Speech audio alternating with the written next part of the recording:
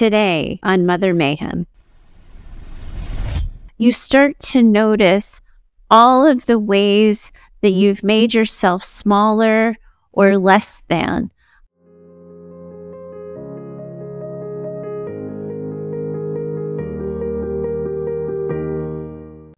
Welcome back to Mother Mayhem, a narcissistic abuse recovery podcast for daughters.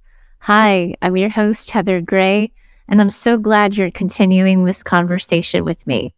I'm pretty deliberate about the word continuing for this episode and for the next couple of episodes, because as I talk to you about what it means to be the daughter of a narcissistic mother and to start your journey towards narcissistic abuse recovery and a better relationship with yourself and a better relationship with other people, I really am trying to be quite deliberate in the order that I present the material, mostly so it doesn't overwhelm you, but also too so it can give you a clear path towards recovery.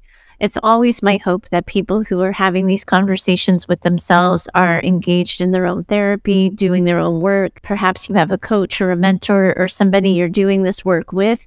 But I do know that a lot of you are listening to this show and you're doing this all on your own. I think I might have mentioned it in my first episode with you when I went and looked at all of the material that was out there between social media and self-help books and YouTube videos and all of the places where people are talking about narcissistic abuse and narcissistic abuse recovery.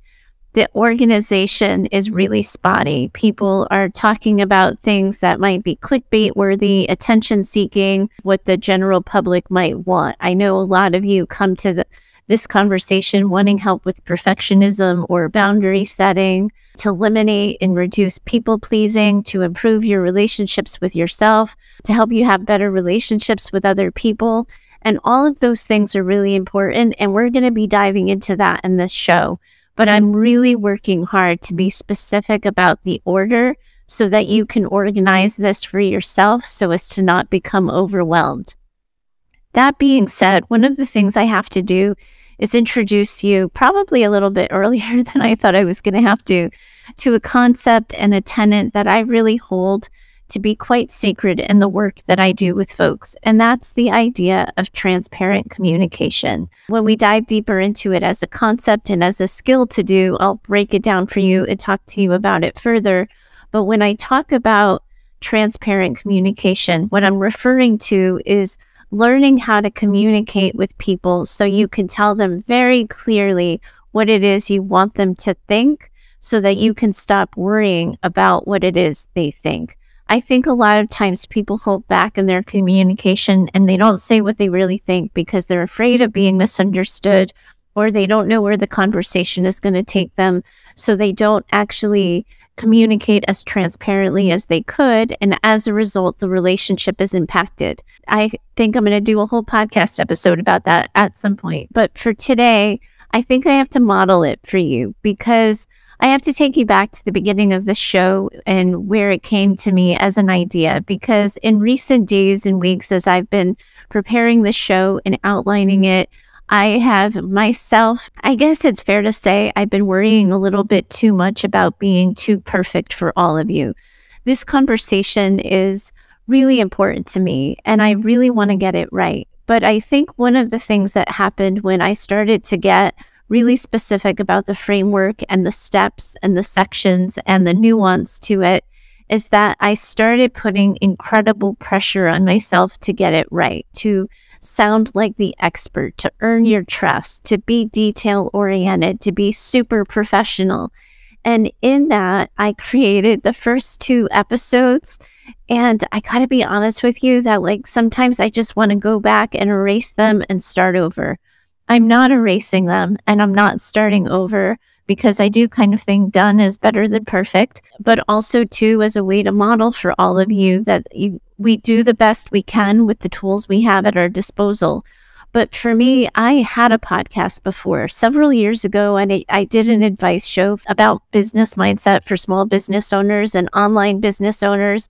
And it was an advice show. And if I'm really honest, I didn't take it or myself that seriously. I recorded it using the Anchor app. I'm using the Anchor app for this show too, but I just literally walked into a closet and recorded my show. and I didn't have to think about it. I talked off the cuff. I never had a script. I looked at the question that somebody submitted, and then I just kind of riffed on it.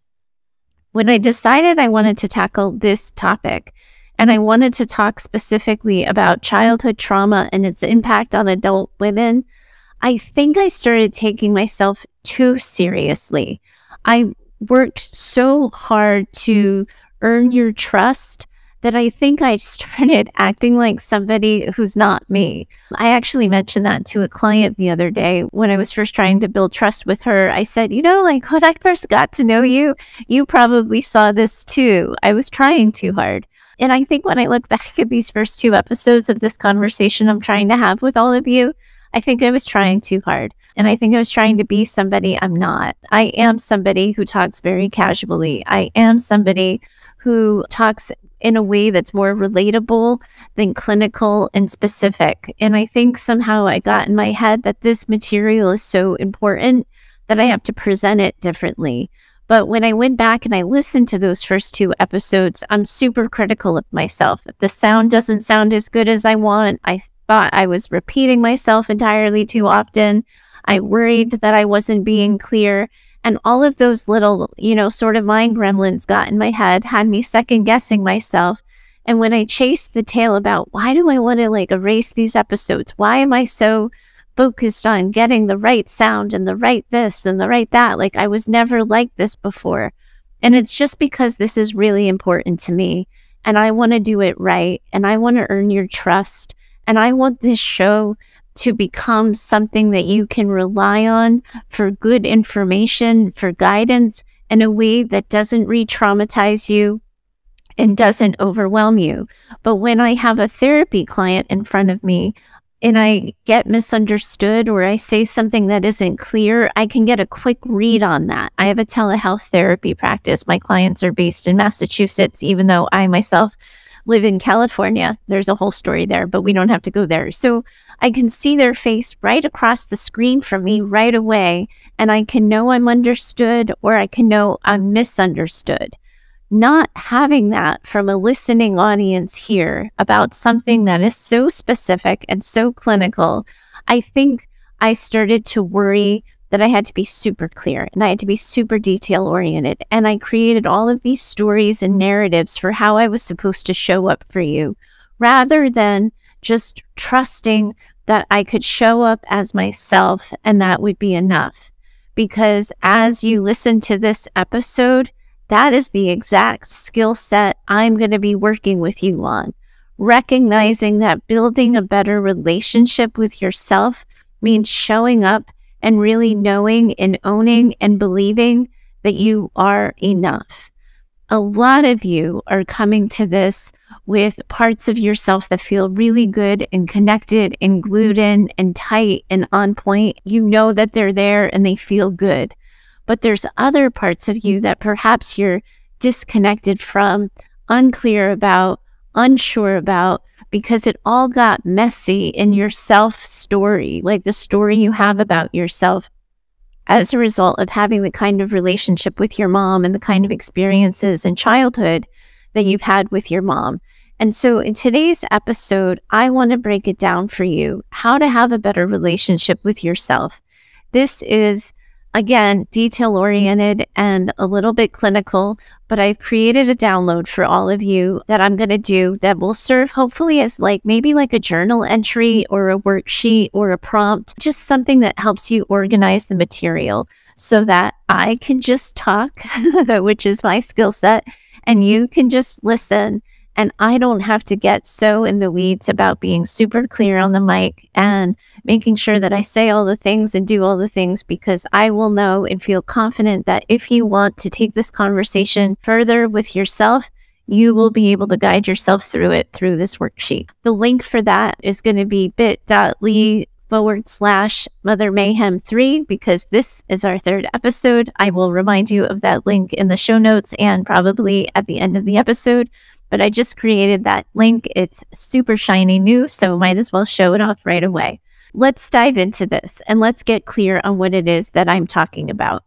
If I'm talking to you about the idea that narcissistic abuse has impacted your relationship with yourself, And I'm identifying for you that a core component of narcissistic abuse recovery is improving your relationship with yourself, identifying the kind of relationship with yourself that you want to have or that you currently have, what's working, what's not. When I think about how to present this to you in a way that isn't super overwhelming and too generic, I came up with 7 things that I think we should be looking at. I'm not going into a multi-hour episode here. It's my idea in presenting this initial material to you that I'm creating talking points for yourself where you can look at and check in with yourself about where you're at with each of these things. Because I really do believe it's true that until we have a better relationship with ourselves, we can't have better relationships with other people. I'm going to go through these one by one and talk about them in some depth. But to give you the lens to where we're going forward, we're going to be talking about self-awareness and what that means in terms of being aware of yourself in your body and in your mind and through your experience.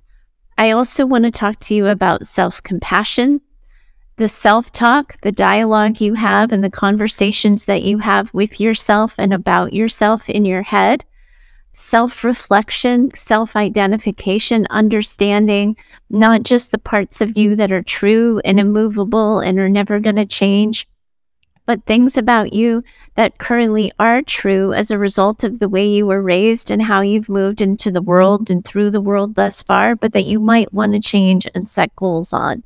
How do you come to a place of self-acceptance and recognizing that no matter how hard you try, there's some things that are just never going to change about you and are always going to be true? Self-protection and self-care. Those are the 7 things that we're going to be diving into and looking at. So these 7 things, I organized them in this particular way because I do think one comes after the other. It won't always be that because we move through the world and we're like water, right? It's very fluid that some days our self-awareness is going to be something that's right on top of mind and we're going to be super aware of it. Other times, self-talk and the dialogue we're having with ourselves and the way we talk about ourselves, that will be the thing that feels the most prominent. But when we're thinking about narcissistic abuse recovery and how we heal from these disrupted childhood experiences, I do think it helps to have a little bit of order to it so that you can move in a way that feels a little more organized as you go forward and have this conversation. Because again, one of the things that becomes so overwhelming for a lot of people living with narcissistic abuse and learning how to survive it is that it feels all-encompassing. It's affecting your body. It's affecting the way you think and feel about yourself. It's affecting how you make decisions. And it's affecting your relationship with other people. And as a result, it can sometimes feel like you don't know where to begin or you don't know where to start. And that oftentimes can be overwhelming enough that makes it so some people never even look and they don't have this conversation with themselves.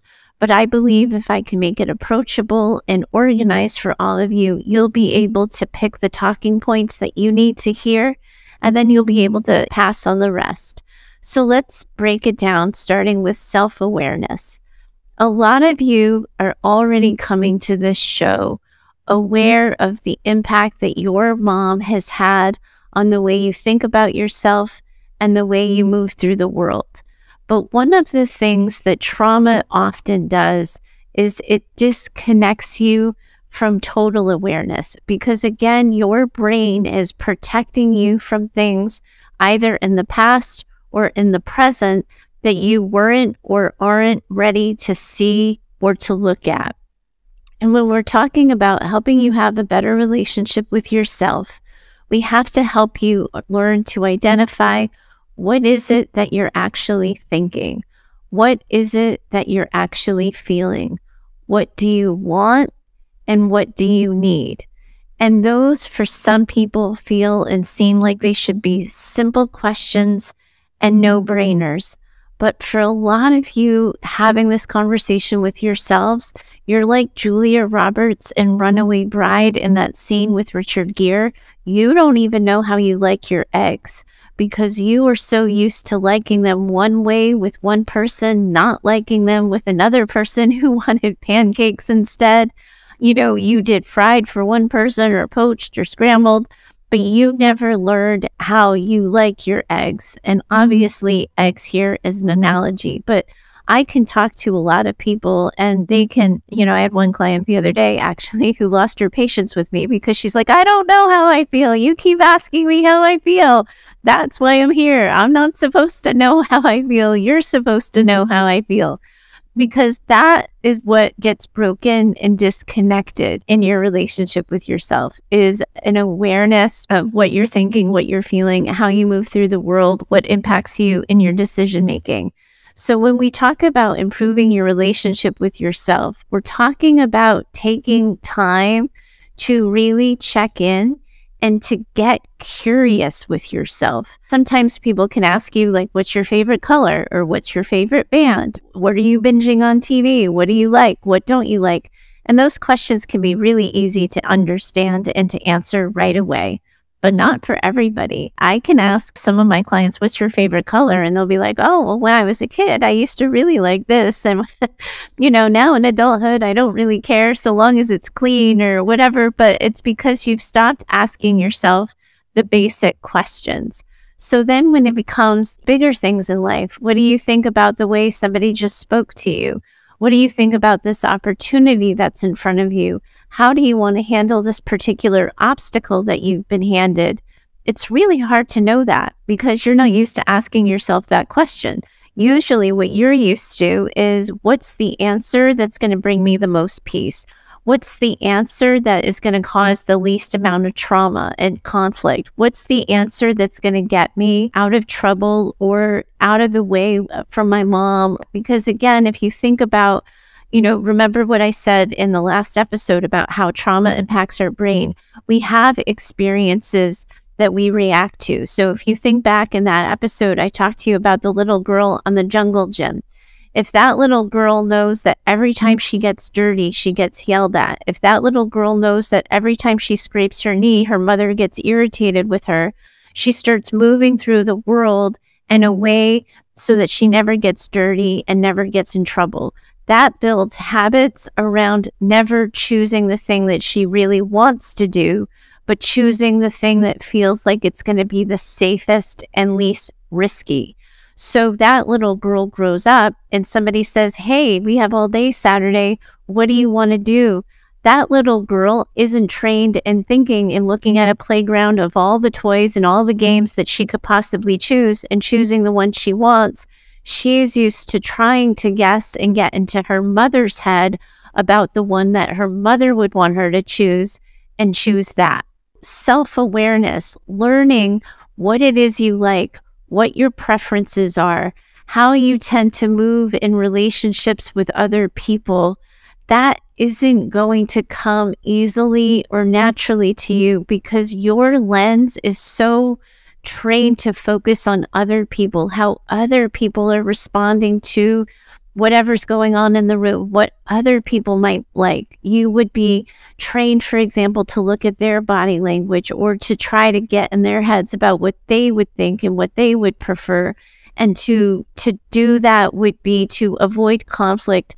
But then as a result, you don't know yourself. It'll feel like, for a lot of people coming to see me, for a lot of the women, it'll feel like you don't know your own mind because you're so used to picking what the kids would want or what your husband would want or what your best friend would choose, and you're not used to choosing for yourself.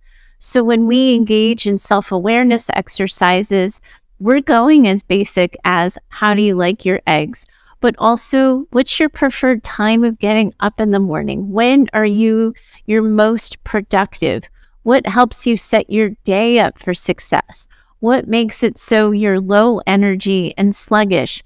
What do you need to be your best self? What are your preferences? How can people interact with you in a way that feels safe and secure and easy and natural so that you can relax into those relationships and into those conversations? Self-awareness is about being curious about yourself and asking yourself questions, tuning into yourself and saying, well, I just read that book. Did I like it? Do I like reading memoirs? Do I prefer comedy? Would I rather fiction? Do I like historical fiction? What do I feel about science fiction? All of those things is just looking at the choices you're making, the way you move through the world, how you show up in relationship with other people, and what your preferences and natural instincts are. Recognizing that sometimes those natural instincts, they're going to be self-protective. They're not actually what you want. They're the things you think will be the path of least resistance. So the more you really ask yourself these questions and get curious, why did I do this? Why did I choose this? How do I feel about this? I started this. Did it work? Do I like it? Do I not like it? And looking at that, you will start to understand yourself a little bit better. Once you move through self-awareness and have an idea of how you move through the world and what your preferences are, it's largely going to become likely that you need to start focusing on self-compassion, because you're going to be like, wow, I don't even like eggs, and I've been making eggs 3 times a week for this long. Or holy smokes, I don't like watching shows that are particularly tense or frightful, but I don't say anything because I know my husband likes watching them. Or I don't do this because my kids don't prefer to, but I would rather.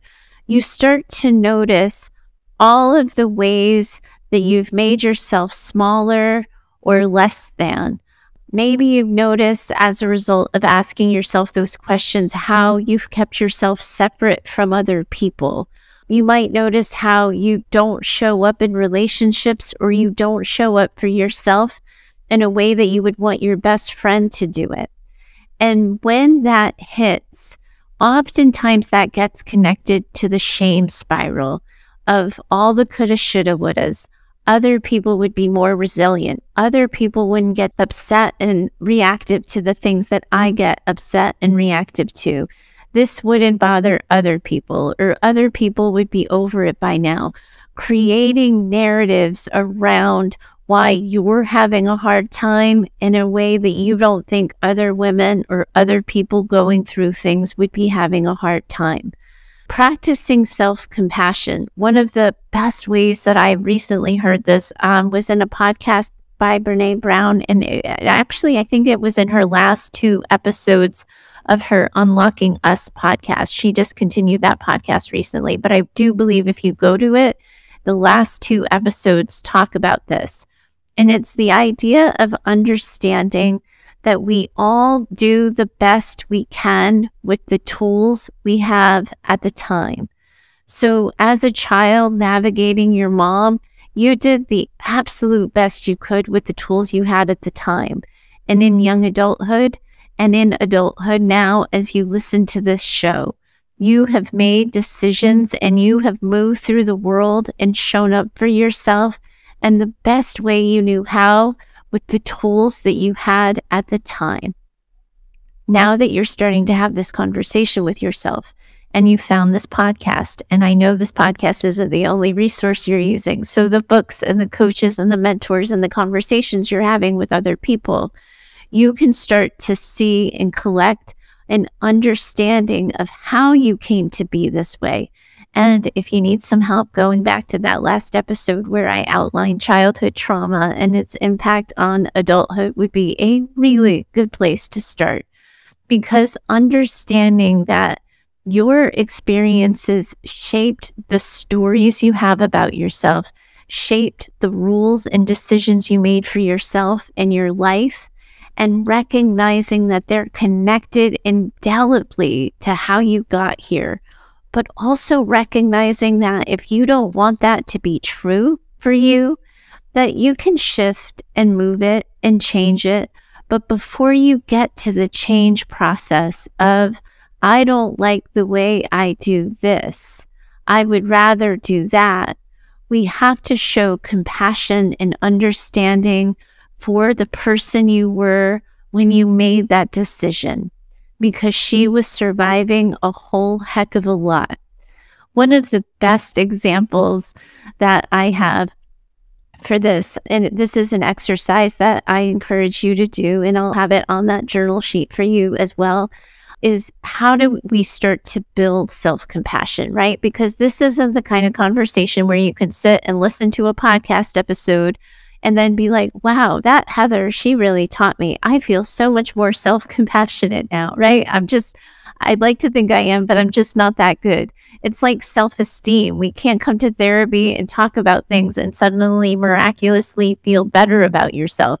You have to do things that help you feel better about yourself. It's the same thing with self-compassion. So one of the things that I would encourage you to do and to build a daily habit of, not just as you listen to this episode, but for weeks and months ahead, if you could find a picture of yourself, your younger self. I like to go somewhere between the ages of 3 and 7, the formative early childhood years. And you start to look at that little girl. One of the things we're going to be talking about when we talk about narcissistic abuse recovery is the idea that one of the challenges you all are going to have is reparenting yourself, giving yourself the tools and the things you needed, the compassion, the nurturance, the self-acceptance that you didn't get as kids. One of the best ways to start that reparenting conversation and start that process of meeting unmet needs is to grab a picture of you when you were younger and carry that picture around with you physically on your person. So have it in your pocket, have it in your wallet, take a picture of it and have it on your home screen of your phone, but keep that picture with you so you can start thinking about, as you move through the world, how you treat yourself in the present day, the language you use, the decisions you make, how you show up for yourself, how you show up with other people. Think about the choices you're making, and if they feel good for that 3, 4, 5, 6, or 7-year-old. And if they don't feel like choices you want for that little girl, because you want more for her and you want better for her, it's a really good way to help you start making decisions that take better care of her. Because it's hard in your 33-year-old body to see why you need self-compassion, because your 33-year-old self knows the news, knows how hard it is for other people, knows problems that other people are having, and it's so easy to talk yourself out of the idea that your problems matter or that they're important. But you wouldn't ever say that to a 6-year-old little girl. You would never say, like, this isn't that big of a deal, get over it. You would be showing compassion for that little girl. So if you can get in the habit of taking better care of that 6-year-old that you're bringing around with you, you by default and without even realizing it, start to make decisions that take better care of you in the present day. That's a really good self-compassion habit that you can start to build for yourself. As a result of being more self-aware and more self-compassionate, you're going to start to notice the dialogue you have in your head. I walked you through the dialogue that I was having in my head about the start of the show at the start of this episode. I had all of these ideas about what a good clinical content show would be, what organized, structured material would look like. But I am not an organized, structured material person. Those words aren't how I think about this. And so as a result of creating the story that I needed to be different in order to be good, I then am telling myself that I'm not good as I am. But the reality is I've been specializing in mother-daughter relationships. I've been talking about mother-daughter relationships since my school days, like talking to my teenage friends about this and then talking about it with friends in college until it became something of a more professional passion of mine. I know my stuff. And I needed to have that conversation with myself in order to recognize that the dialogue I had been having with myself up until this point wasn't healthy. It wasn't making my show better. it was probably for those, some of you are going to listen to this and know me and be like, will the real Heather show up? A friend did listen to it and she said, oh, I heard you show up at the end of that first episode a little bit. And it was a good call out. But that dialogue that we have to start bringing that to the surface and noticing it. And so paying attention to how you think about yourself when you're in the shower washing up, how you think about yourself when you're in the car doing a commute or driving for soccer pickup, or as you're about to take a chance or do something new. How are you talking to yourself about it? When you make a mistake, what's the dialogue you have? I'm trying something new here. I'm only 2 episodes in and I was already beating myself up quite a bit. And I haven't even hit publish on this thing yet because it's really important that I release a bunch of these episodes out right away for those of you who, want to dive in and get to it. So I was already creating this super critical narrative for something that isn't even out in the world yet. Once you notice the dialogue you're having and you have that little girl in your pocket, you can think of, would I say that to her? Would that be true for her? Do I want her to think that about herself? If I think about the idea that 7-year-old little girl is going to grow up to become a 16-year-old girl, a 26-year-old woman, a 46-year-old woman, a 56-year-old woman who thinks this about herself, how do I feel about that? Am I okay with it? Am I willing to live with it? Paying attention to the dialogue, looking at how you talk to yourself is one of the key ways you can start having a better relationship with yourself today. And a good way to get out of that critical habit that you're in is to just say, what would I want the story of the 7-year-old girl to have about herself? And you start telling yourself that story. Now, if you're looking at having a better relationship with yourself and looking at who you are, how you move through the world, I'm talking about the inner critic and self-talk, but there's also things that we'll notice about ourselves when we're doing this work and having these conversations that we honestly don't like and don't want to be true about ourselves because we don't want it to be true for that 7-year-old little girl, so we don't want it to be true about ourselves. So how do we look at who we are, the choices we've made, and not just beat ourselves up, but look at what about this doesn't work for me? What about this doesn't suit me? What do I need to change in order for me to like this part of myself more? So it is about self-reflection or self-accountability. I didn't know I was really on a roll, guys, with 6 things starting with the word self. And then this one, I was like, I don't really know what to call this, but I like having 7 things that start with self. So I landed on self-reflection, but it could be goal setting. It could be accountability, but it's looking at the things about you when you get a closer look at them that you do kind of think are true about that 7-year-old girl, that she doesn't speak up in a meeting, or when someone hurts her feelings, she doesn't tell anybody, that she is saying yes when she should say no, that she didn't really do the things she wanted. She didn't say the things she thought. All of the things that you would notice would be true about that little girl you're walking around with and that you want more for her. You start to hold accountability with yourself. She's not taking care of her body in the way that I want her to. She's not taking care of her heart and her emotional wellness. She's not looking after her family, or, that so many people have so many different goals. I'm sitting here trying to land on everybody's. I'm never going to. So I think I'll land on the point, but I think you know what I'm talking about when I say this. But the parts of you that aren't working for who you are and you would like to be different, then you can start setting goals and having personal accountability around those. But you can't do that until you're aware of yourself, have been compassionate, and have changed that dialogue you have with yourself and that conversation you have with yourself. That's why it's not at the top of the list. And that's why I am really trying to be a little bit more ordered and specific in this conversation so that it challenges you to be kind to yourself before you put all of this pressure on yourself to change or to be different.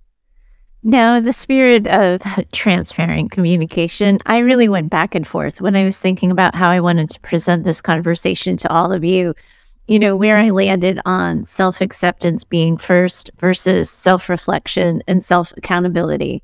And I really think that if we're going to be honest about how most of us move through the world, we're going to do these self examinations and we're going to look at ourselves and ask ourselves these really hard questions and have these really hard conversations with ourselves. And the things that we love about ourselves are not going to be the first things that jump top of mind. What's really going to stick out is the areas where we feel less than, where we're not showing up for ourselves, particularly if we're carrying around that little picture of that little girl. We're going to want more for her. And we're instantly, hopefully, at some point, going to want more for ourselves in the present day. And it felt disingenuous, kind of like, toxic positivity to be like, okay, be self-aware, be self-compassionate, talk about yourself in a really nice way, and then accept yourself. Because if it were that easy, y'all wouldn't need this podcast or the show wouldn't need to exist. It's not easy because trauma impacts the ways we develop, which means trauma impacts the way we show up in the world. And we sometimes choose ways of interacting with people or showing up for ourselves that don't feel good for us, that we're not proud of, that we can't sort of lay claim to any kind of confidence because we wouldn't want that 7-year-old little girl to lay claim to it with any amount of confidence. I started with change first because I think that's realistic and that's true for a lot of us. However, it doesn't work to set goals without some kind of core understanding of who we are and how we move through the world. And again, this part was not planned, but I think I've kind of modeled that for you in how I've started the show and how I started this particular episode.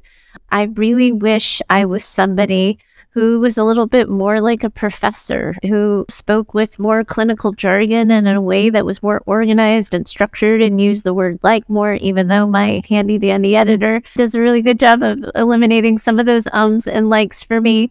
I'm just not that girl. And also too, I like who I am as a therapist. I think I'm pretty good at my job and sort of telling myself a story that I needed to be different because I was doing a podcast, because not everyone would know me and know my intent and get in my head about that.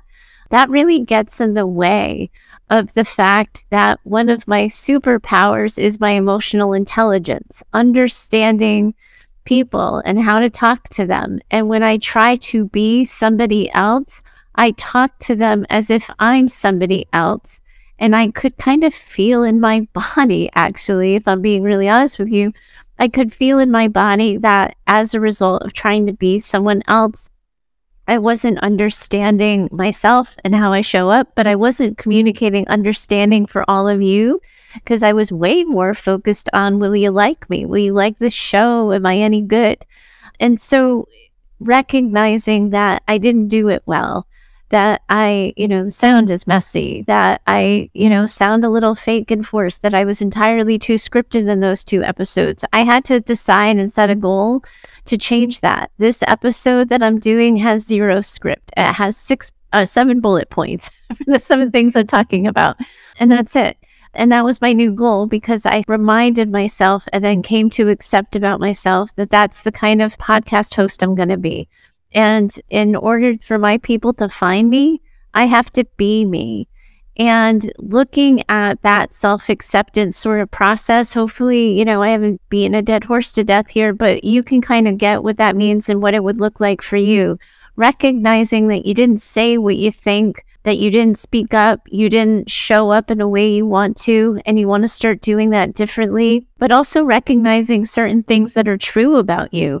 If you're somebody who's forcing herself to be really social with her friends because everybody likes going out super late to super loud places, but you're more of a coffee shop girl with one girlfriend kind of girl, and you don't like doing social things in large crowds, and you find yourself constantly turning yourself into somebody else to be what you think your friends might like, or what other, what the sort of standard is for adults in the present day or adult women in the present day, then recognizing that your preferences are different. Your way of moving through the world is different as a result of how you were raised and the stories you've come to learn about yourself and the experiences you've had. And not all of this is trauma informed. Some of it is simply life informed. But when you know that you are sort of tuning into your preferences and knowing that you're self-aware of what sets you up for success, what sets you up for failure, hopefully you're better for yourself, and it allows you to be better for everyone around you. Hopefully you're listening to this episode, and if you've never met me before, you're like, oh, there she is. I hope you're listening to this episode and finding it better. And if you're not, then it's probably not the show for you, because I could tell you I'm sitting a little bit more comfortably in my chair. I'm talking with more ease. I feel more confident in the material, and I'm enjoying this conversation a little bit more than I enjoyed those first two conversations, because I have the belief that my people will find me, that what is meant for me will not miss me. And that comes from a lot of practice at self-acceptance. So pay attention to the things about you that even if you wish they weren't true, you're an introvert, but you wish you were extroverted. You like to go to bed early. You like to stay home more than you like to go out. Whatever the things are about you that you kind of wish weren't true, but no matter how many times you try to change your stripes, they don't change.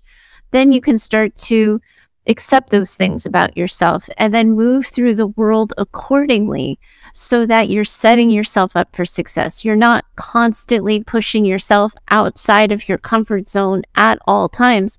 Sometimes you're going to because you want something more than you're afraid of it, but you're going to lean into who you are and what you need to be your best self for yourself, and that helps you be your best self for other people. And then once you kind of know yourself a little bit and you accept these things about yourself, it's easier to become self-protective. We can't talk in narcissistic abuse recovery at any length or for any amount of time without talking about boundary setting. It's going to be its own podcast episode. It's a theme that comes across so many different podcast episodes through so many different conversations. Hopefully, if this thing all goes well and we have multiple conversations down the line, it will be, right? But it's the idea that, like, once you know yourself and own yourself, it's easier to protect yourself because you want to keep what's good. You start to see that the line between where you end and someone else begins needs to be finite and deliberate and specific. And when you like yourself more, you're more willing to protect yourself, and you're not willing to lose all of the good you've accumulated for yourself. You're not willing to compromise yourself for other people. You're not willing to bend and to acquiesce and to lean into people pleasing or conflict avoidance or having no boundaries and letting people walk over you, because once you know yourself and your worth and how you're standing up for yourself and what you deserve, and especially with that 7-year-old little girl you're carrying around in your pocket, likes and needs and prefers, you're going to protect her, because you're going to start to see, as you protect her more and as you make those decisions for yourself more, you're moving through the world with more confidence, more grace, and you're better for everyone. You're better for yourself and you're better for those around you. Boundary setting will become something that's easier once you do those first couple of things that we're talking about here. And then once you protect yourself and you know yourself and you know what you're working on, but you know what you like and you don't like, and you've done all this thing, then we got to take care of yourself, right? The self-care industry makes me laugh a lot. I think sometimes self-care is a misinterpreted word, an overused word. Each of these things likely will be their own podcast episodes down the line, because it has to be instructive and it has to be clear. For the sake of this conversation, introducing the topic to you, helping you create awareness around this, what I'm talking about is once you like yourself a little bit more, and once you've accepted yourself a little bit more and you've learned to become protective, you're going to learn to take care of yourself, to get your needs met. That if you're somebody who gets tired early, you're going to go to bed early. If you're somebody who really enjoys, like myself, a good cup of coffee to start your day, you're going to make sure that you have the coffee in the house, and you're not going to acquiesce to tea, even if other people in the house like tea. You are going to do the things that nurture yourself, to take care of yourself, because you don't want to be and feel like you did before you started the narcissistic abuse recovery work for yourself. Good self-care means instilling habits of regularly and consistently doing things that create deposits for yourself of energy, deposits of yourself for nurturance and compassion and love and time and space and all of those things. Again, that's going to be its own episode down the line. But I do think that this conversation is a good, benchmark to ask yourself, when was the last time I did something that I really liked just for me? Stupid, dumb example. You'll hear about it at some point, so I'll introduce you to my dog now. But my dog is fear aggressive. He's super high maintenance, super anxious. He's even on people meds for anxiety. And he needs a lot of special things. And one of the things he needs is a walk separate of our neighborhood. That if I were to walk him every single gosh darn day in our neighborhood, it would always be tense and it would always be stressed, because he's highly reactive to new people and to sounds and to other dogs. So I take him a ways away from our house. It's about probably a 15-minute drive every day. And then I spend 35, 40 minutes with him at the park and 15 minutes driving back. And I do this every day to give him exercise and to give him time out of the house. And California has been particularly rainy these days. Rain or shine, I've been doing these walks on most days. And on Sunday, I woke up kind of feeling off, not for any particular reason. Maybe hormones were involved. Actually, I would guess that hormones were probably involved, but it was overcast and gray, and I just didn't want to go to the park on Sunday. I didn't want to do it. And I was all dressed and ready to go and had the leash in the hand. And I was like, you know what, buddy, this is actually not going to take care of me today. Like, I could force this because this is what you really need, but you're going to be okay if you miss the park for a day. I don't need to go out. And before Riley, I used to spend Sunday mornings watching The Golden Girls and Flea Market Flip and going back and forth between those two shows and just sort of numbing out to dumb, stupid TV and laughing and seeing what creative people make, even though there is always a bar cart in Flea Market Flip when it comes to that show. Always a bar cart. I always wanted a challenge where they had to do something that wasn't a bar cart. But I spent Sunday morning with really good coffee, going back and forth between the two shows, gave my dog a chew, made sure he got out into the yard to do his business, and took care of me. Something so stupid and dumb. But if you start increasing the stupid and dumb things you're doing for yourself and increasing that awareness of, oh, I'm about to do something that drains my energy, or I've consistently been giving up this thing that I really like and that I enjoy because it doesn't work for the people around me. Or I've been making this choice and it's taking it's been a compromise at this point for me. And you start recognizing ways that you have been giving yourself away without replacing it. You're taking all these deductions out, right? Like, as we get to know each other more, you'll learn about my emotional bank account example and analogy that I use with folks. But basically, we're making deposits into who we are and how we want to move through our world and the energy we have for things. And then life comes along, or decisions get made, and we take deductions on those. When I'm talking to you about self-care, I'm talking to you about the things that are actually deposits for you.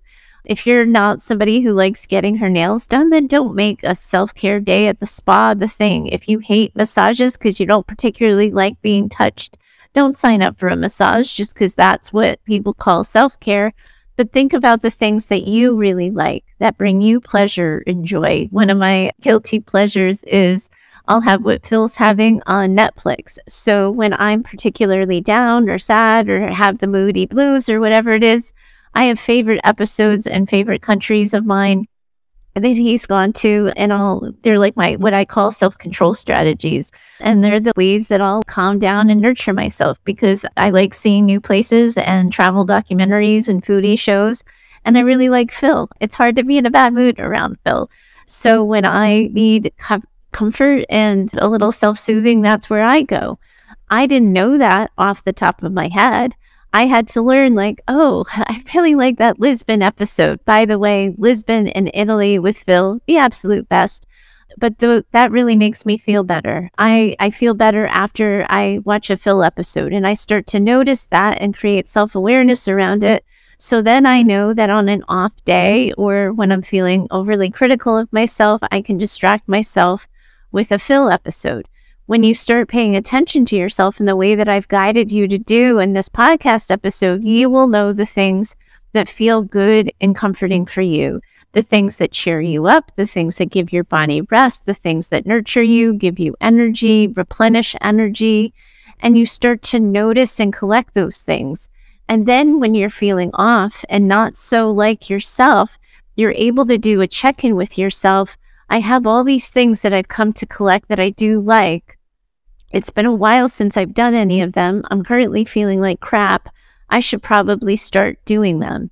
And for those of you who come to this show and you're like, self-care, like everybody talks about it. I don't get it. I don't know what it is. I wouldn't know where to begin. It starts with being curious. And usually it involves asking people what they do for self-care, or thinking like, what are the things that you do like to do? If you had all the time in the world, what's something you could do and lose track of time doing? What is something that you find yourself thinking about or researching or learning about?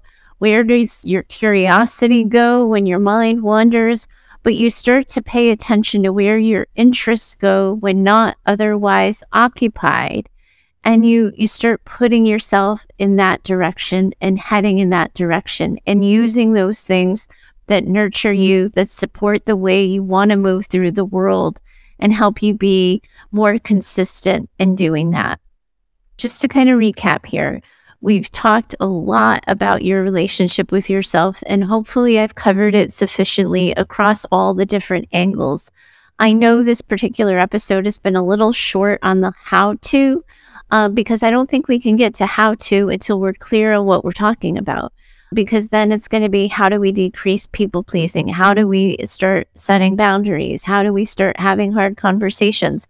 But until we talk about the basic umbrella of these things and help you know yourself a little bit more and what makes you tick and your tendencies, you're not going to know what it is you need when I'm teaching you those episodes and having those conversations with you. So we're helping you today have a better relationship with yourself through self-awareness, self-compassion, better self-talk, more pointed and compassionate self-reflection or goal setting, self-acceptance, self-protection through boundaries, and self-care.